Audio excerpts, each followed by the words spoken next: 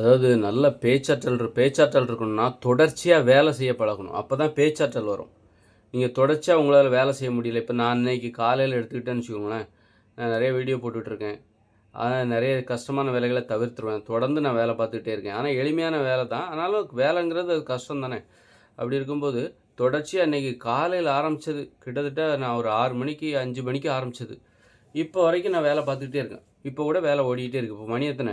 மணி 10 ஆகப்போது. காலையில 5 மணிக்கு 5:15க்கு எந்திரிச்சது. இப்போ வரைக்கும் ஞாயிற்றுக்கிழமை ஓடிக்கிட்டே இருக்கு. தொடர்ச்சியா வேலை பார்த்துக்கிட்டே இருக்கேன்.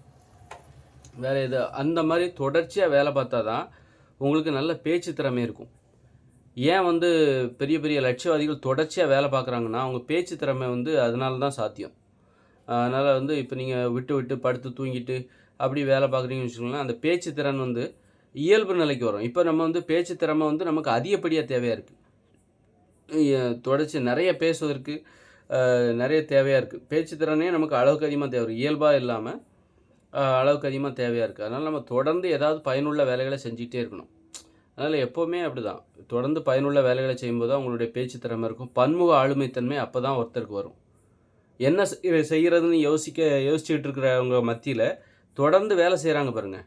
அவங்களுக்கு என்ன செய்யணுங்கிறது தெரியுது. இன்னும் அவங்களால நெறைய வேலைகள செய்ய முடியல. அப்ப இந்த இயந்திர அறிவியல் உலகில நீங்க என்ன பண்ணணும்? யாரையாவது வச்சு ஊதியம் குடுத்து உங்க வேலைகள செய்ற மாரியான நடைமுறை இருக்குல்ல, அது வந்து இன்னும் நல்ல விஷயம் தான். இந்த இயந்திர அறிவியல் உலகில் நம்ம அப்படித்தான் வாழணும். ஆனா ஊதியம் குடுத்து இதெல்லாம் வந்து இயற்கையோடு இணைஞ்ச மனித வாழ்க்கையில கிடையாது. அங்க தற்சார்பு வாழ்க்கை முறை. யாரும் உனக்கு வேலைக்கெல்லாம் ஆள் இருக்க மாட்டாங்க. தனது வேலைகளை தானே செய்து கொள்வார்கள். பிறரை வைத்து செய்யவே மாட்டாங்க. ஆனா இந்த இயந்திர அறிவியல் உலகில் நாம வந்து அந்த மாரியெல்லாம் இருக்கிறதுல தப்பு இல்ல. மத்தவங்கள வேலைக்கு வச்சு ஊதியம் குடுத்து தானே வேலைக்கு வாங்குறோம். ஒரு ஒரு முதலாளியா அப்போ அது தப்பு கிடையாது. அந்த மாரி தொடர்ச்சியாக வேலை செய்யும் பொழுது தான் நீங்கள் பன்முக ஆளுமைத்தன்மை உங்ககிட்ட இருக்கும். நல்ல பேச்சாற்றலும் உங்ககிட்ட இருக்கும்.